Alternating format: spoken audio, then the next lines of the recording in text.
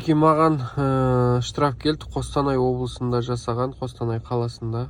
210 алло деппін ғой, алло Hyundai Accent сорт түсті. Ал суретте 210 ALQ01 Mercedes.